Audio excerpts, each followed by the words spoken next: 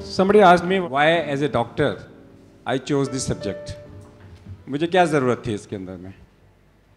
Now as a medical doctor we face lots of problems. Some people come and ask us कि hospital में prayer room क्यों नहीं है? I want to pray. Where should I pray? Some people come to us and say that some patients request us that we should pray with them. Some people expect if there is a death in the hospital, that one of the hospital representative should go to the cremation ground and pay homage. Many people expect that when a person dies, we must respect the dead body. That means अगर मैं किसी patient को declare करता हूँ, तो I must respect the dead body, say sorry to the dead body, touch his feet, and say sorry to the family that I have not been able to. They want some custom. Some people want that. This is my 30 years of experience.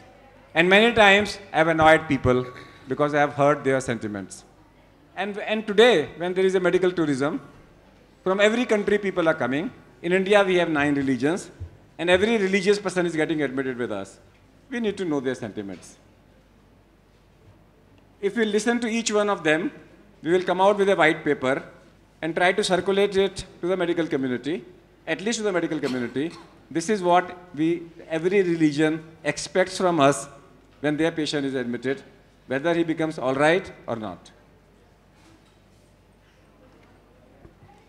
I have requested all my speakers to limit their talk to a short introduction. I have given each one of them 5 questions. One of my questions is, should hospitals have prayer rooms? Are doctors expected to pray with their patients? Is there a role of a prayer in a disease? Is there a role of prayer in health? And obviously, I will like each one of them to talk about one line on, is there a difference between a prayer and meditation? So we have listened to our bishop, and now I'm going to ask Dr. A.K. Merchant from Baha'is Faith on this concept. Once again, namaskar, and to all our distinguished religious leaders, our chief guests, Dr. Veera Raghavan, Reverend Bishop Karam Masih, Dr. Sunil Kumar, Rabbi from the Jewish Synagogue, Mr. Ezekiel Malekar, Shri Virinder Kazi ji, and our Bhikshu from the Buddhist community. When Dr. Agarwal told us about the symposium, he placed before us these 5 questions. तो सर्वप्रथम उन्होंने सब धर्म से जानना चाहा कि प्रार्थना और ध्यान का क्या महत्व है। बहाई पवित्र लेखों में बताया गया है कि प्रार्थना परमात्मा के साथ वार्तालाप है और आप उस भाषा में उनसे वार्तालाप कीजिए जो आप भाषा समझते हो। कई बार हमने देखा है कि लोग कुछ मंत्र या कुछ आयतें जिसका उनको अर्थ पता नहीं है वो सिर्फ जपते हैं, तो हमें ऐसा लगता है कि जब आपको उसका अर्थ स्पष्ट नहीं है तो आपकी प्रार्थना अधूरी रही। आपकी आस्था है उसमें, आप कर रहे हैं, लेकिन अगर समझने के साथ अगर ये प्रार्थना की जाए तो वो वास्तव में ईश्वर के साथ वार्तालाप है। और जब आप चिंतन या मनन करते हैं तो आप क्या करते हैं? आप अपनी आत्मा के साथ वार्तालाप करते हैं। इसलिए प्रार्थना और ध्यान, चिंतन और मनन दोनों साथ साथ होना चाहिए।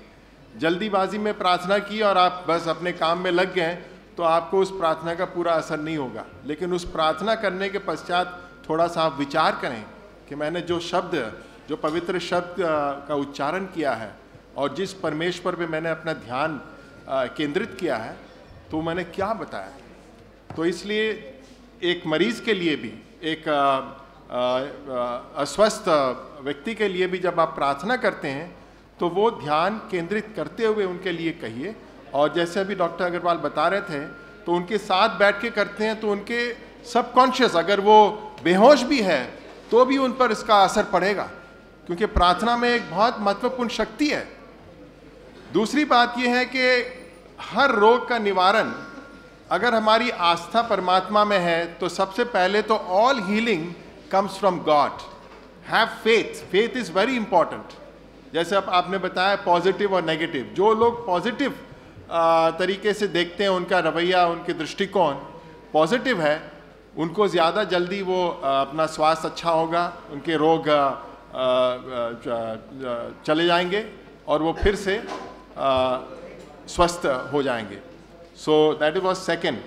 और हर हॉस्पिटल में ज़रूर कोई न कोई एक शांत जगह होनी चाहिए जहाँ पे परिवार के सदस्यगण अपने परिवार के सदस्य जो बीमार हैं उनके लिए प्रार्थना कर सकें।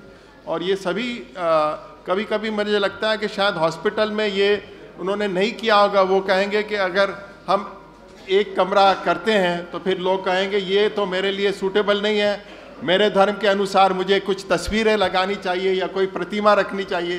तो कुछ कहेंगे कि नहीं, मेरे लिए एक पवित्र कमरा होना चाहिए जहाँ पे मैं शांतिपूर्वक बैठ के अपनी नमाज या आराधना कर सकूं। तो इस तरीके हो सकता है कि हॉस्पिटल वालों ने सोचा होगा कि हमें तो फिर 9 अलग से कमरे होने चाहिए।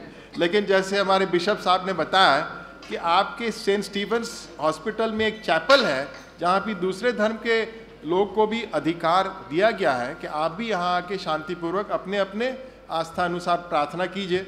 तब तो कोई और आगे इसकी एक छोटी सी जगह ही पर्याप्त है हमारे लिए।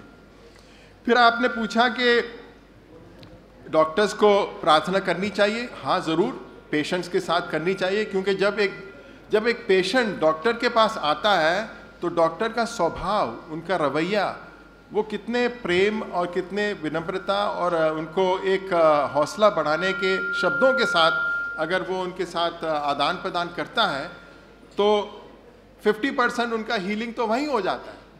लेकिन आज क्या हो गया है कि आज डॉक्टर्स के पास जाएंगे तो पहले आपको वो सारे मेडिकल रिपोर्ट्स अलग अलग मशीनों के पास जाके आपका जांच पड़ताल के लिए करना भेज देते हैं।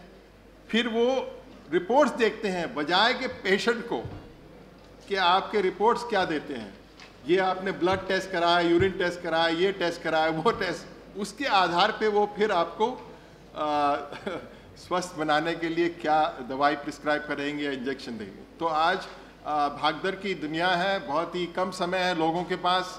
तो इसलिए एक कारण मुझे लगता है कि और बीमारी फैलने का और बढ़ने का एक कारण ये भी है कि हमारी लाइफस्टाइल, हमारे खुराक, हमारे प्रकृति के साथ जो एक संबंध था वो सब बहुत अस्त व्यस्त हो गया है, संतुलन बिगड़ गया है। तो अंत में मैं यही कहना चाहूँगा कि हमारा पूरा विश्वास है कि प्रार्थना में बहुत शक्ति है और इसका बहुत महत्व है। और हर डॉक्टर को भी अगर वो आस्था रखता है तो इस नज़रिए से वो अपने पेशेंट्स के साथ वार्तालाप करता है। तो मैं अंत में सिर्फ एक छोटी सी प्रार्थना करके अपने वाणी को विराम देना चाहूँगा। This is a prayer that we say every day at the Baha'i temple for the healing of all who are sick and unwell, who wish to recover. And there are many congregations. मैंने देखा है कि हर महीने बहुत सारे communities हैं। गुरुद्वाराओं में हर लोगों के लिए प्रार्थना की जाती है। YMCA में मैं हर शनिवार सेकंड सैटरडे जाता हूँ प्रेयर ब्रेकफास्ट के लिए। सभी हिंदू मंदिरों में भी जो लोग बीमार हैं, अस्वस्थ हैं, उनके लिए प्रार्थना और उनके लिए पवित्र मंत्रों का उच्चारण होता है। तो मैंने देखा है कि हर धर्म में प्रार्थना का महत्व दिया गया है और जो लोग बीमार हैं, जो रोगी हैं, उनके दुरुस्त होने के लिए बहुत याद किए करते हैं। Thy name is my healing, ये एक बहाई प्रार्थना है। Thy name is my healing, O my God, and remembrance of thee is my remedy. Nearness to thee is my hope, and love for thee is my companion. Thy mercy to me is my healing and my succor in both this world and in the world to come. Thou verily art the all-bountiful, the all-knowing, the all-wise. और जो लोग इस दुनिया को छोड़ के आगे चल गए हैं, उनके लिए भी आप प्रार्थना कर सकते हैं और वो भी हमारे लिए प्रार्थना कर सकते हैं। जैसे मेरे पिताजी अब नहीं है, लेकिन मैं उनके बारे में सोचता हूँ और उनसे भी मैं याचना करता हूँ कि हमारे परिवार को आप सुरक्षित रखें, हमारे परिवार के सदस्यगण के अच्छे स्वास्थ्य के लिए भी आप उस लोक में भी याद रखें। तो इस तरीके से प्रार्थना में ऐसी ऐसी शक्ति है जो हम संपूर्ण रूप से समझ नहीं सकते हैं, लेकिन जो आस्थावान है वो अवश्य उसको महसूस कर सकता है। तो फिर से मैं परफेक्ट हेल्थ मेला में मुझे आपने आमंत्रित किया, उसके बहुत बहुत धन्यवाद। और हार्ट के फाउंडेशन, भारतीय विद्या भवन तो मैं तहे दिल से धन्यवाद देना चाहता हूँ। Thank you.